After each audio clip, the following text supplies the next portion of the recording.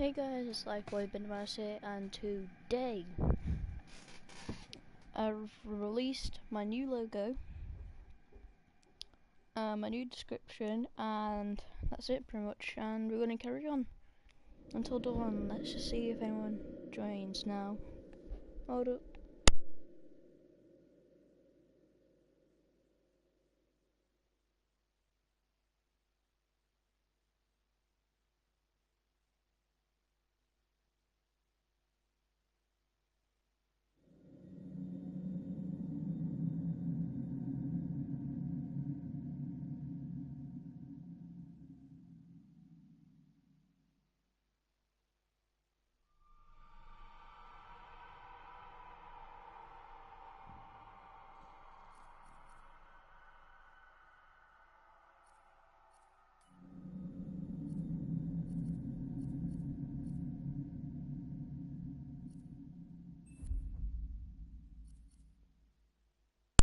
Welcome to the stream. This way I left off last time, and I have a bad feeling about this because Josh that is Josh, and he's gonna go crazy and bro kill me.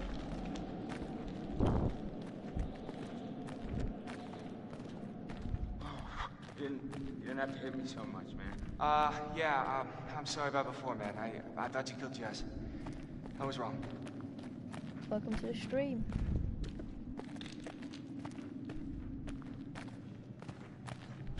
Okay, that's the totem over there.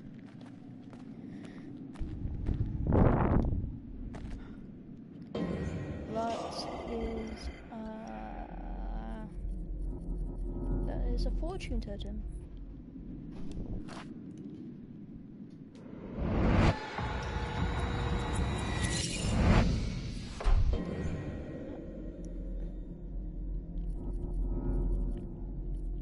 I haven't got a F1 yet, or a guidance, or a loss, or a danger, but I've got a lot of fortunes.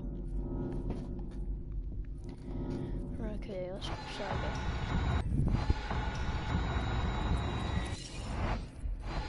So I'm guessing in the tablet lodge, Sam has to stand still.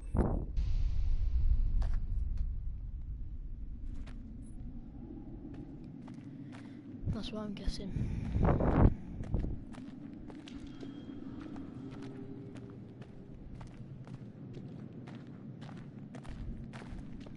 Let me just hold up, let me just go onto my live stream so I can chat. There we go.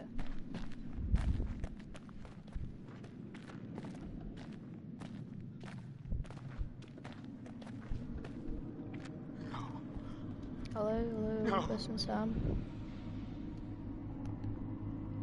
Can you hear me? Can you hear me?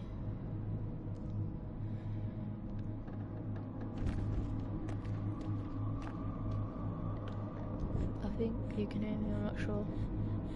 Yeah, I can hear myself through the stream. Okay, let's go.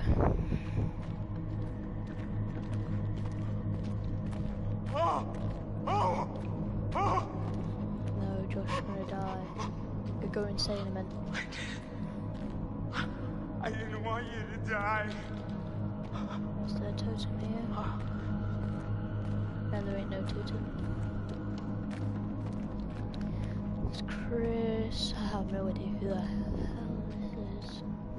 That's not Marty, is it? No, it's not.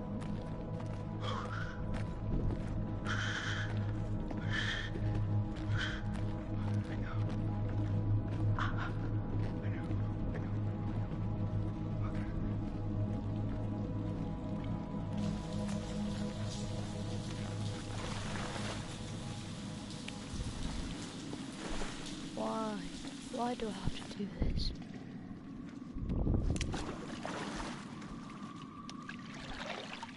Okay, stranger man.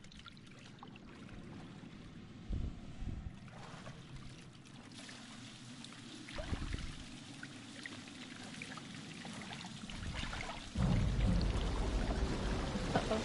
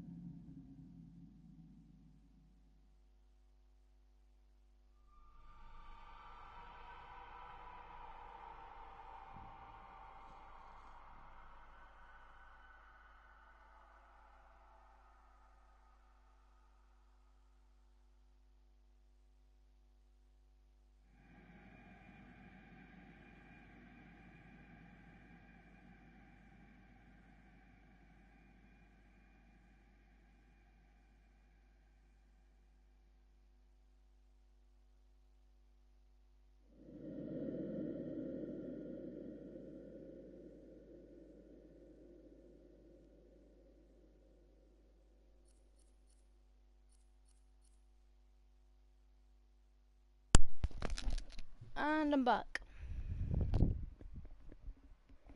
I just had to go. I just had to go get my lunch. Right. So that was Hannah just then. Yeah. So that was Hannah. It looks like a particle transformation of a Wingu. So that is the tattoo of Hannah. So probably it is Hannah who did all this.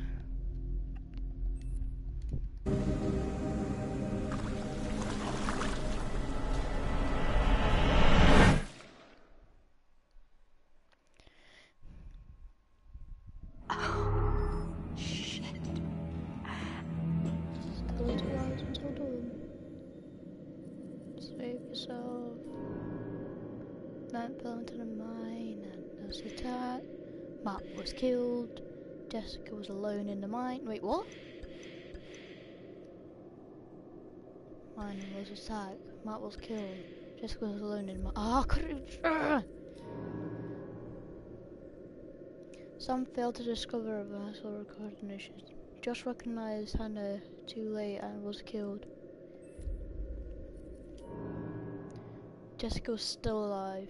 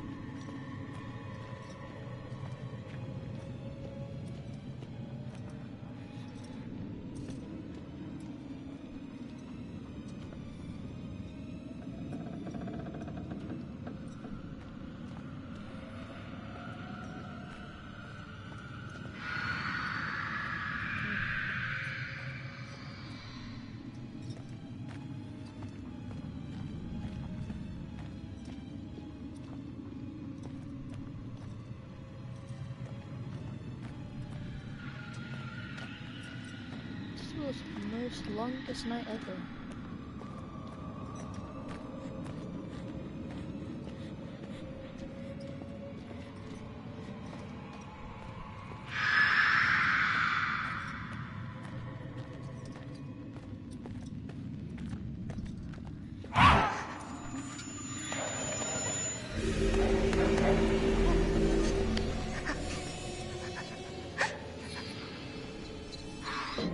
Oh, run or hide, run or hide, run or hide, run or hide. Hide.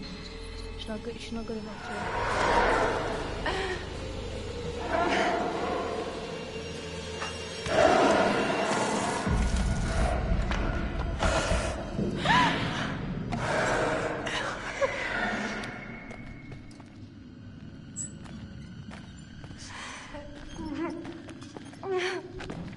Thank God. Thank God I just hide.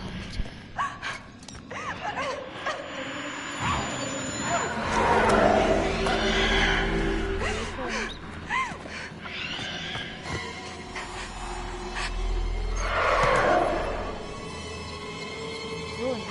Just come run. To rescue.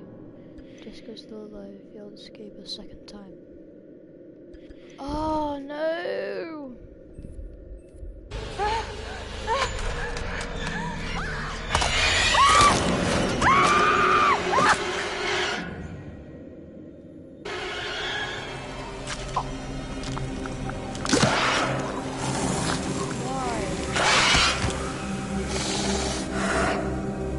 She's got a new jawline.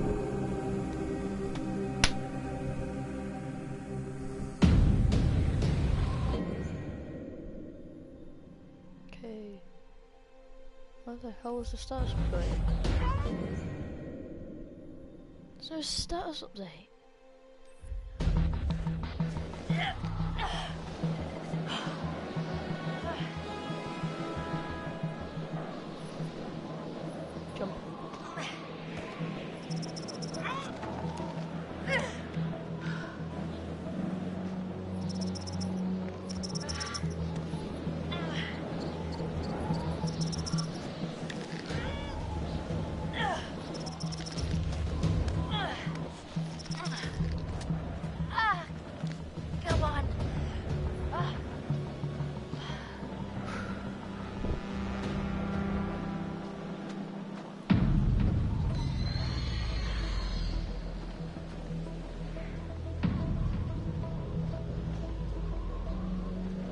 controller down so I can see them.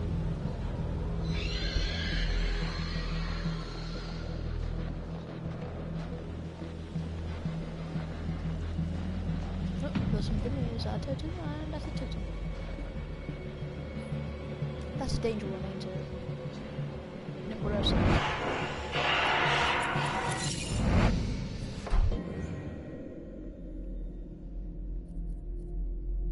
I'm getting all the top ones, but I'm not getting any of these.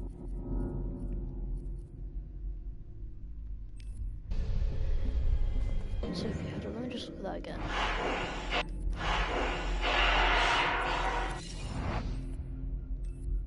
Okay. Hold up, is he by the door? I'm not sure.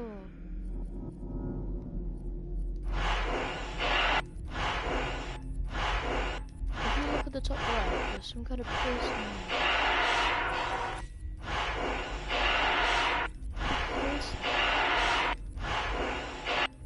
Looks like...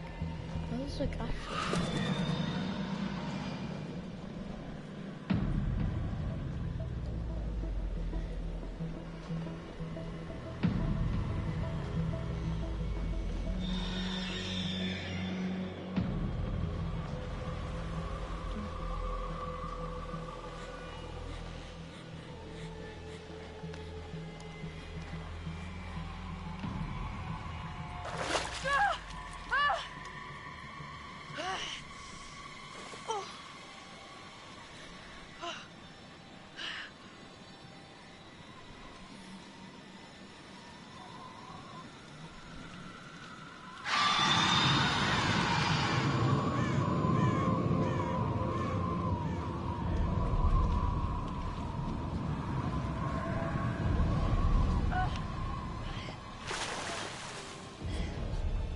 Okay. Thank God I didn't die.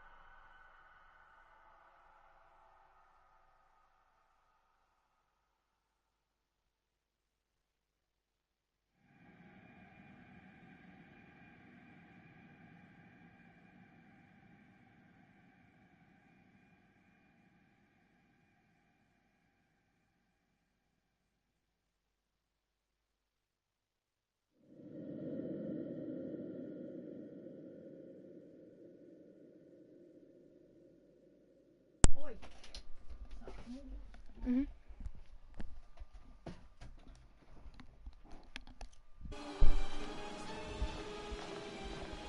Yeah, Ashley will be in danger.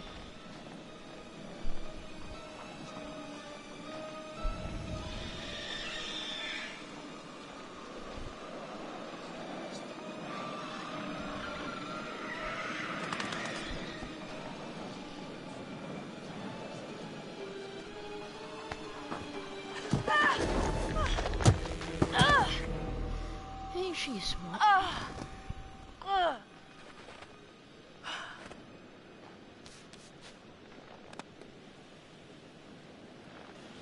Oh no, that's the fortune one. That's that fortune. She's gonna have to stay still. And then the danger one. Oh, she's gonna be there.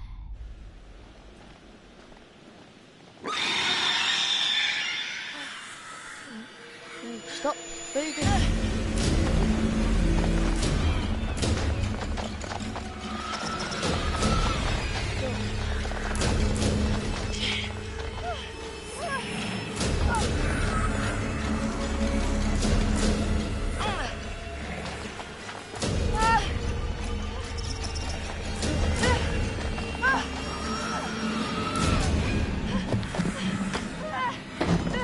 Hey! Hey! Oh, come on!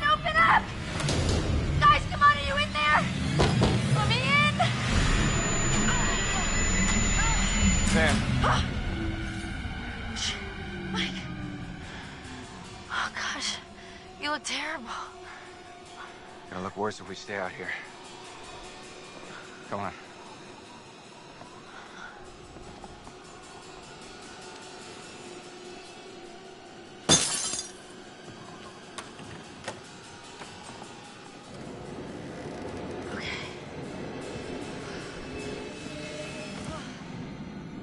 Game the control already, so I'll just instead. Mike, what happened to Josh?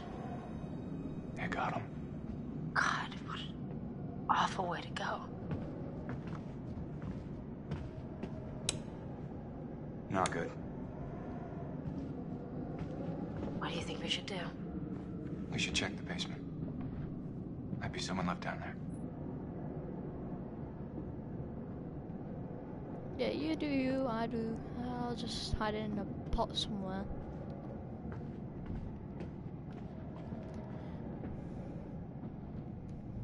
Okay, let's look around.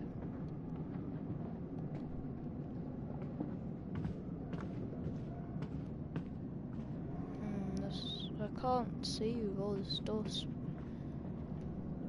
I'll have to look around with the controller.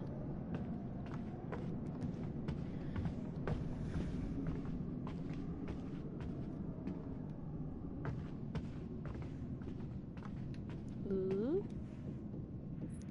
That's the photo.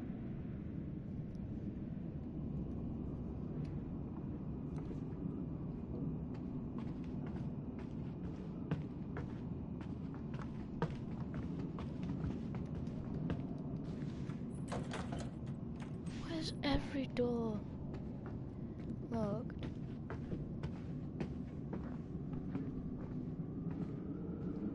Jenny, I think you're a bit behind.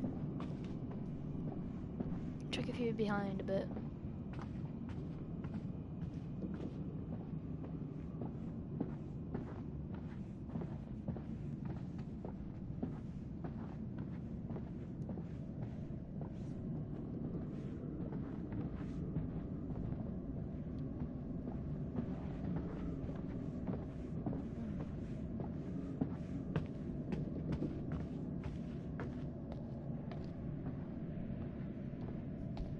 What's this?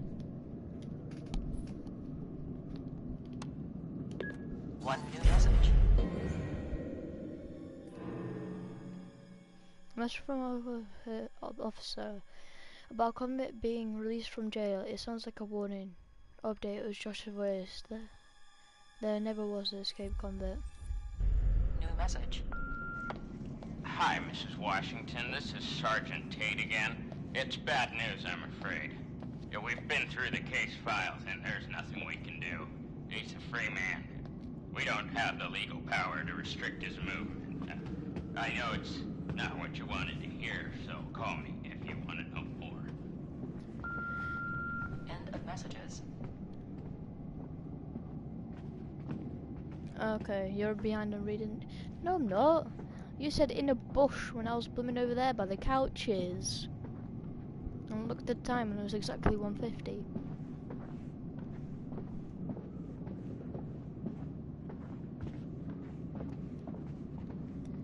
Welcome, person number 3, to the stream.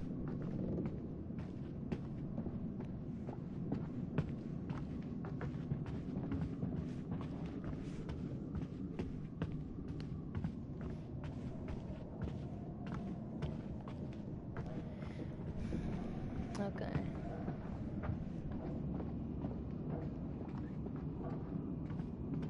If we go to the basement, that creepy guy will be there. That killed Josh. Nope. Locked. Okay, I might as well just go to the basement and get killed. The twins. The Wengu in the mine also had a tattoo of a butterfly on its right shoulder. Tattoo card. The Wengu that attacked Josh had a tattoo on the same design. The Wengu in the mine had a dent. Whatever. And this tattoo is. This is about the tattoo.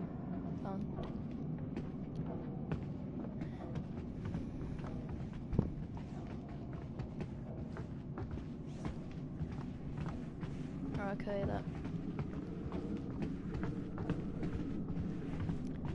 that when you that destroy Josh is probably down in the basement.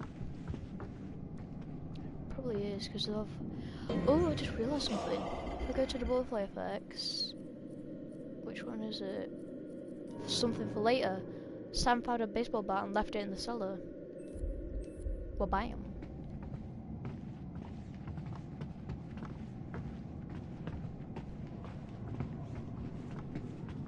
So there is going to be something.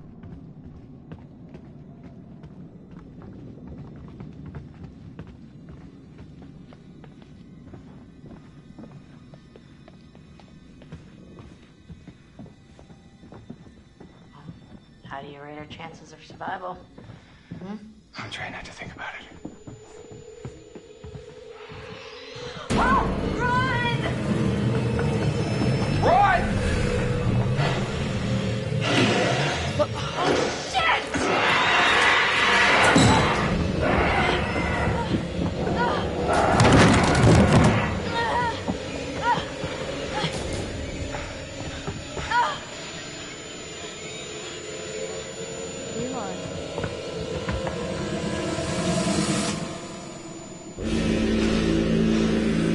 Oh my god. Don't fucking move a muscle.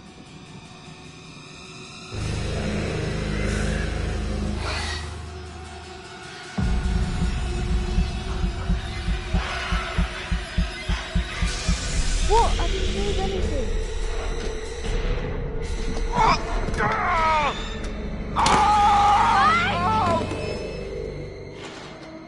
Mike, you did.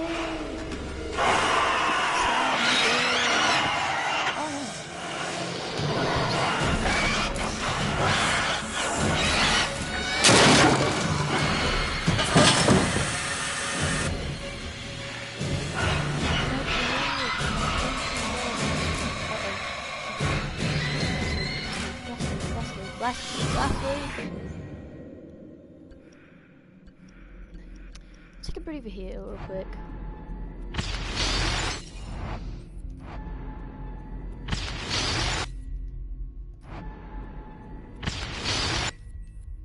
This one's nice.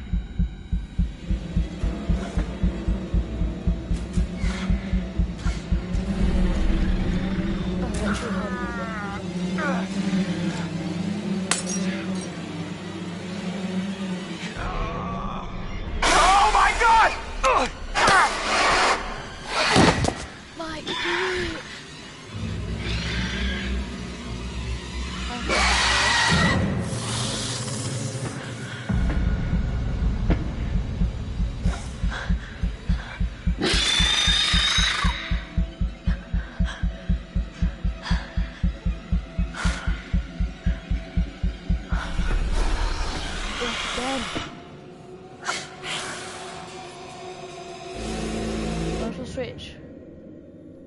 If I run for the switch, I'm gonna die. If I hide, I'll probably survive.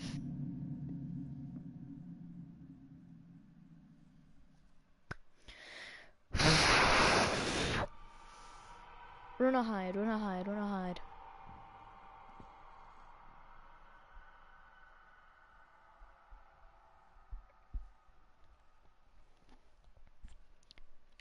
Right. I like you, Sam. Probably one of my favourite characters now because Matt and Josh are dead. You are brave. So let's YOLO. You only live once. YOLO!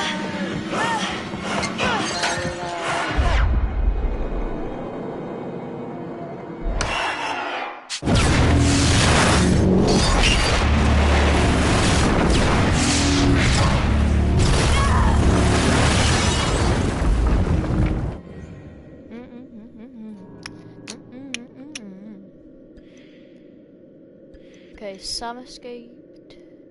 Mike died in the lodge. Ashley escaped. Emily was shot by Mike. Chris died before making it to the lodge.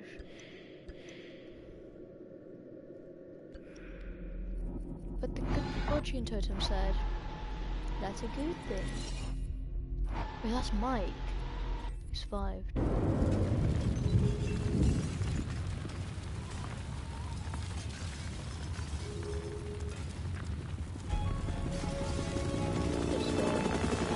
We have visual. The main structure is completely destroyed.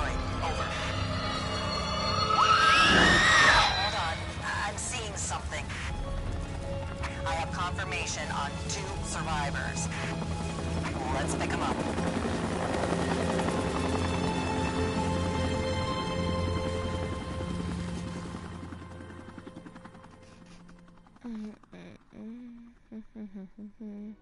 Fuck! No!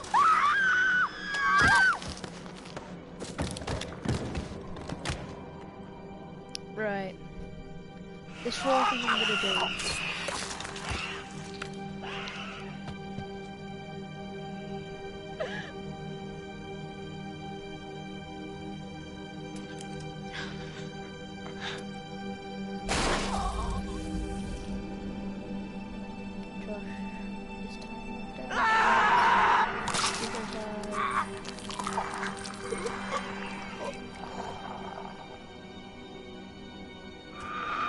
Just go to 30.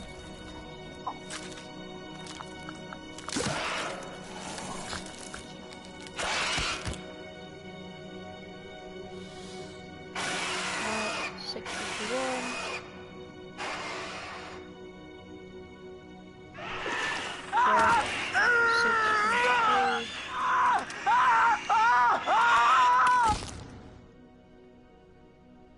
I couldn't move. I was so scared. And I saw it. Tear him apart. Right in front of me. I thought we were close. After his sister's disappeared, he'd come and talk to me. He said I was the only one who understood him. I thought Do you know what I should do? we had a I connection. should restart this game, If you need someone to talk and to I'm I fine. should do every single Sometimes. good option. after a traumatic experience, I said I'm No, fine. no, before you leave, I should do every single good option. I heard Right? Jessica. I don't know how I should do or every why single she was good down there, option but I know when I heard restart her. everything, so we actually just get all the survivors left. It was my fault Mike died. I wasn't supposed to move, Should I do that? but I did. And he saved me. So it's my fault that he died. I stabbed him and I tried to get away, but I didn't know. I swear I didn't know. Didn't know? Who did you stab? Oh, I stabbed the maniac. I didn't know it was Josh, but then he was the psycho. And how was I supposed to know Josh had all this sauce and the gun and oh my god. You need to listen to me. I don't care if you believe me or not. Doesn't matter because you will. You need to go down to the mines. what's in the mind, Sam? I've seen what's down there, and I'd give anything to unsee it.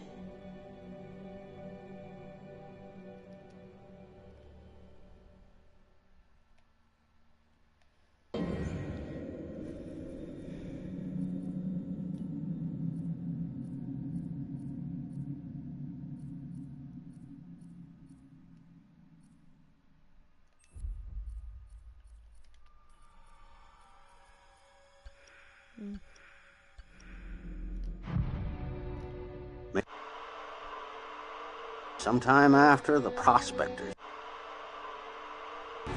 until a cave-in trap and driven mad murderers, cannibals, human flesh, taunt them with fire. Years after many months, until one night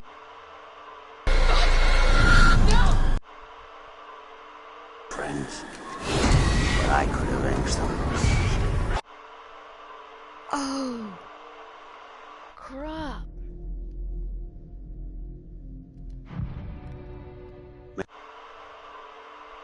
Sometimes At the end, there was that pyro guy who was trying to save us. Oh my god. Hi, this is Lee Robinson, production designer on Until Dawn.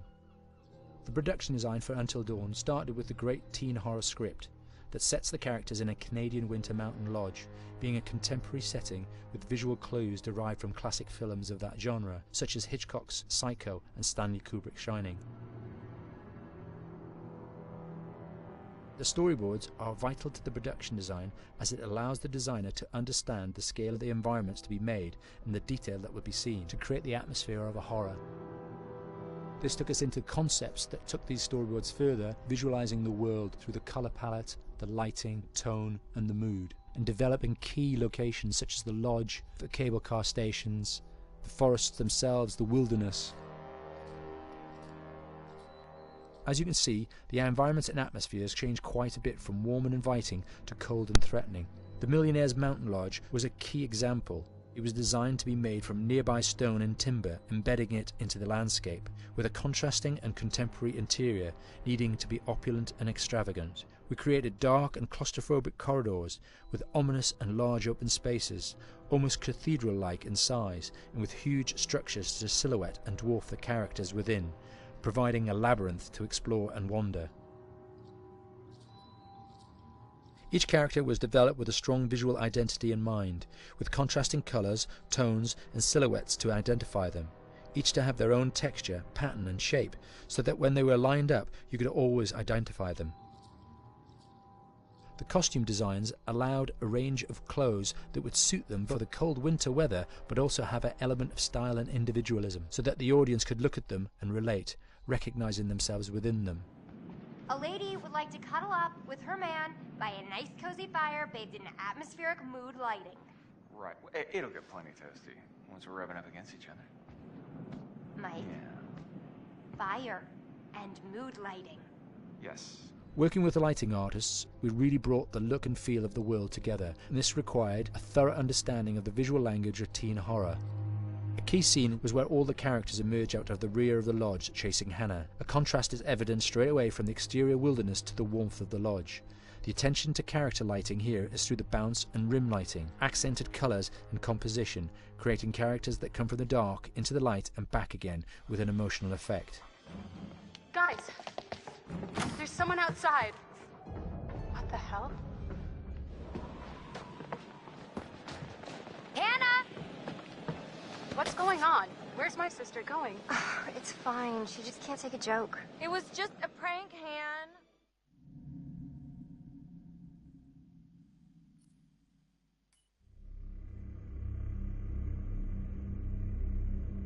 Until Dawn is a game that's full of horror, and one of the things we decided to do early on was to take a scientific approach to how scary it was. So we did experiments on people and we measured their responses to the game. We've created a test area. It's as close to a home setup as we can get it. We've recruited ordinary people to play the game and we've left them to play it on their own. You're turning the light on.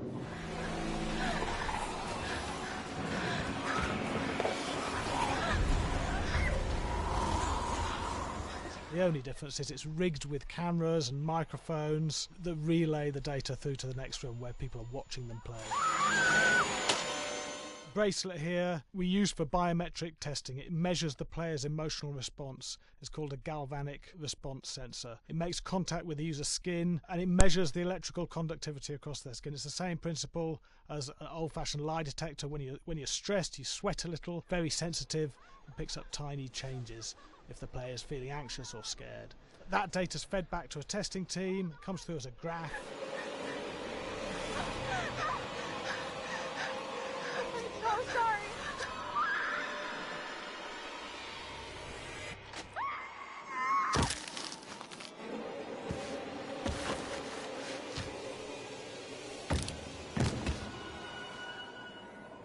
There's no point testing one or two people, you have to test a lot of people. Hey, watch your step.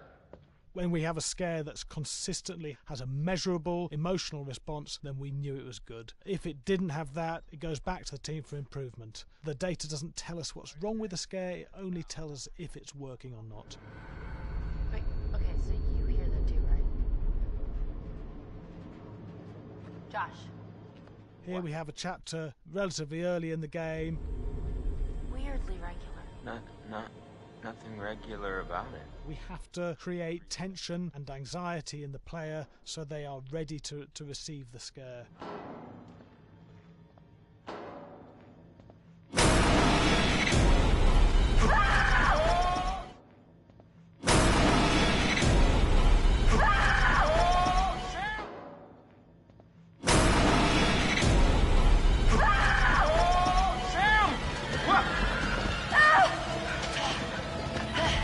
Give the player time to recover, to cool down, to calm down, and then start building the tension again before we do the next scare. Hey. What? Hey. What the hell? Oh, you just got mumped.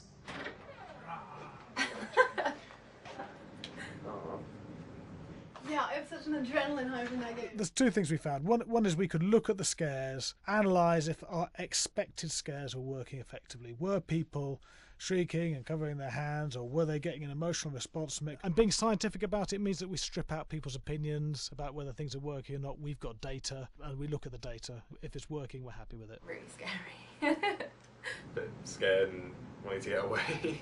I actually be maybe a bit scared to play on my own, but in a room with the lights on, yeah, with some other people as well, yeah, maybe. But because I'm a scaredy cat, I would play with someone in the room. And the lights on. It was one of the scariest games I've played in a long while.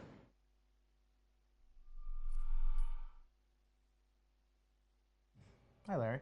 Hey, Graham.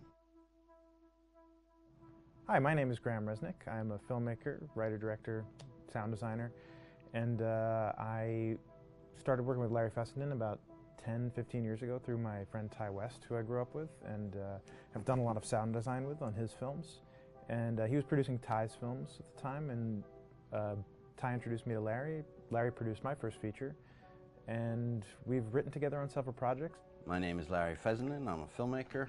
I run Glass Eye Pix, which is an independent production company out of New York. We make indie movies, a lot of scary movies as well. And I got a call to audition to write this video game. And I called my pal Graham Resnick because Graham's a gamer. And while I thought I could offer something to the idea of writing this multi-branching story, I knew that I would want Graham's expertise as a lover of gameplay, since I guess games were started. So and just as a lover. And as a lover, yes. Just why there's so many sex jokes in the game. There was one Italian website that did say the Larry that's Fessenden right. and Graham Resnick, the two lovers behind Until Dawn. Come here. Maybe I know how to handle you too. I am definitely ready to be handled. So I wanted Graham by my side. Yeah, and we got the gig, and it's been an amazing ride. Oh, hell yeah. Oh my god. She's taking her shirt off. What? Oh my god. Matt, what are you doing here? Hannah. I'm sorry, Hannah. This all got out of What? hand.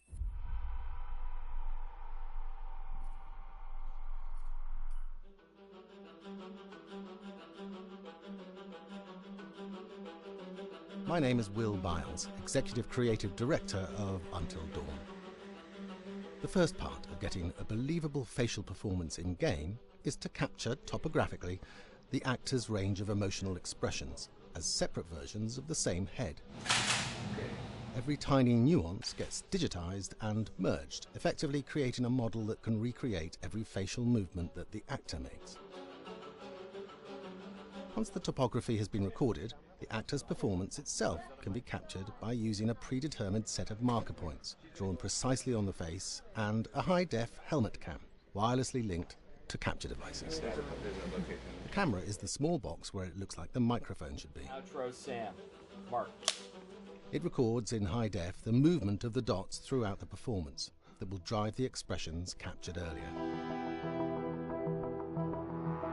Unlike other systems, this form of capture is far less lossy because there are fewer interpretations between performance captured and performance rendered finally in-game. The audio is also recorded via two separate lavalier mics attached to the helmet. It takes a while for the actors to acclimatise to carrying around the recording devices and the helmet cams, but very soon the shoot becomes similar to any other effects shoot or a green screen shoot. The actors in these scenes are only recording facial animation, but use cursory body movements for pacing. Wait, and maybe we should all stick together and find everybody and make sure they're all okay, so... 1-1, the year before the prank. Take 2, Mark. Other than the other actors, they have to use their imagination for everything and everywhere that they are supposed to be seeing and feeling. Idiot! So dumb! From a hot midday studio in Los Angeles to a freezing midnight mountain in British Columbia.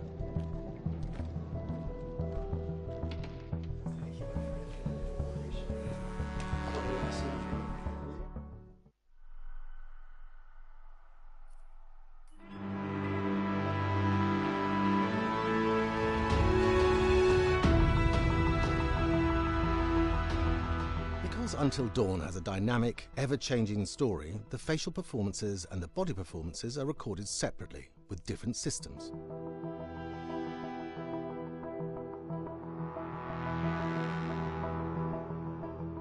With the body capture, we use reflective bead suits and an infrared camera matrix system that drives the CG bone hierarchies in our character models. These performances cover everything from character locomotion, scene-specific performances and stunt work, most of which was recorded at studios in Pinewood and Shepperton, near London. Anna! Hello? Combining all the elements seamlessly in the final game becomes a formidable editing and logistical task. Every variation, both physical and emotional, must be combined in these multi-edits.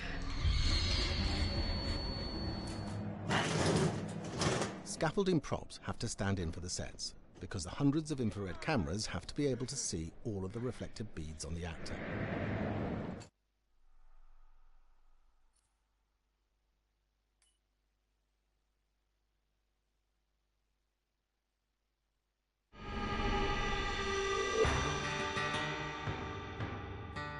America's North Woods border region.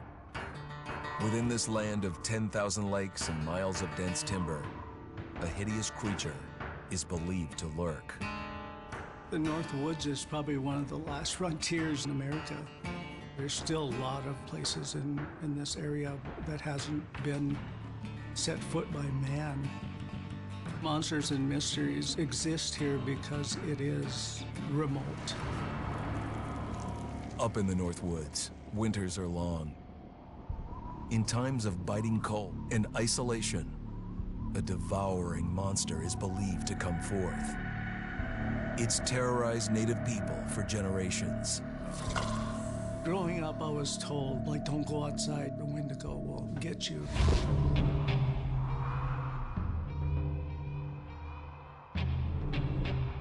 Among the traditions of the northern Algonquin tribes is the Wendigo, a monster that can seize hold of a person to carry out its hunger for human flesh.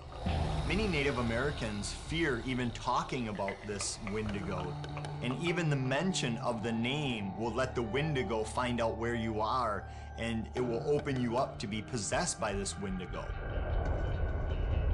The most famous case of a Wendigo possession took place in 1879 in the deep woods outside of Edmonton, Alberta. Swift Runner, a Cree Indian, was a trapper and a guide. He had left town the previous autumn with his wife, 6 children, and his mother. But when Swift Runner returned in spring, he was alone. Swift Runner came into a nearby village telling this heartbreaking tale. I had to watch them starve to death. Of his family being killed by starvation. and that he was the only survivor. My whole family gone. It wasn't hard to understand a family falling victim to a brutal winter. To even not. Yet something was suspicious about Swift Runner. He was a strapping man, and he came into town weighing over 200 pounds. It didn't look like somebody who had just weathered a terrible winter. He wasn't malnourished, didn't look like he was starving. He looked healthier than ever. After a few nights, it became clear that something was wrong. He started having night terrors, screaming in his sleep. I am the Wendigo! Villagers alerted the police. Swift Runner actually guided them back to his winter cabin. When they got there, that's when they saw the true horror.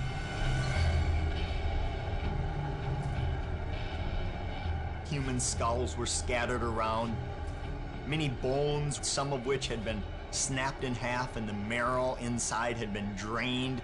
They had never seen anything like it. Swift Runner had killed his entire family, shooting them, hitting them with an axe, strangling, and then eating most of their bodies.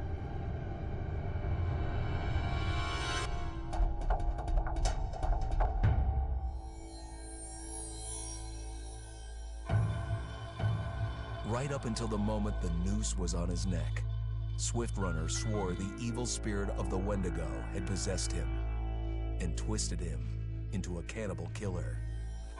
When he was on the gallows, Swift Runner himself said, "I am no longer a man."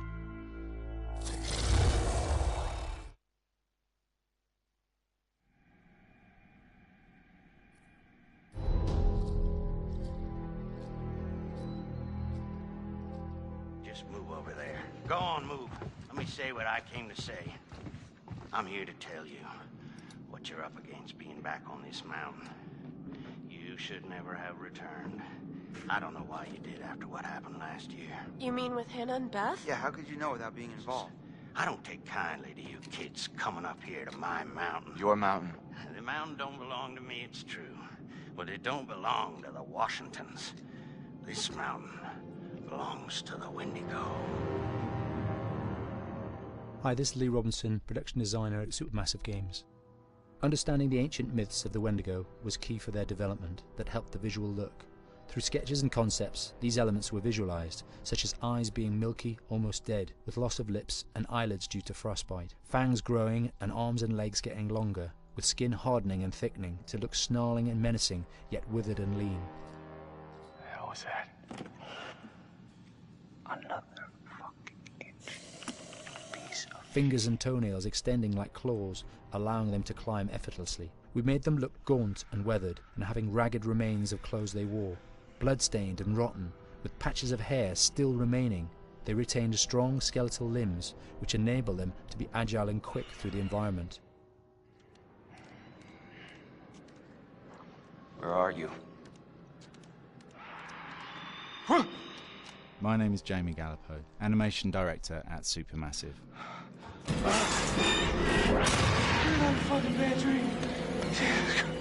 The overall direction on the creature was to be very strong, to be extremely fast. We wanted a spider-like movement to the creature. 1 minute scampering to leaping and then crawling, almost instantaneous. And finally, we wanted the creature to have this real, uncontrollable thirst for flesh.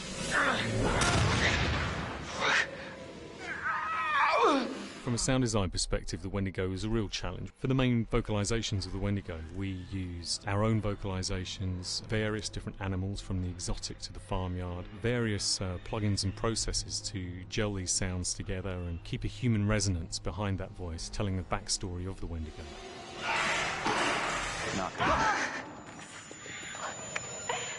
During the chase sequences, the anger of the Wendigo is felt by encircling breaths, screams and screeches that essentially chase you as you're being chased by the Wendigo.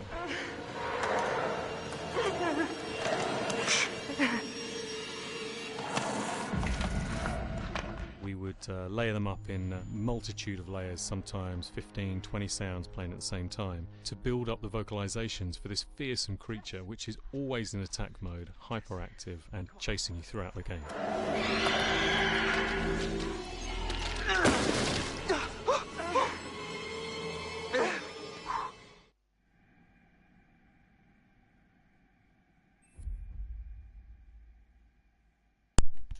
Right guys, I'll see you guys later, and I'll probably start streaming in another 20 minutes, until dawn, the restart, that's what I'm going to call it.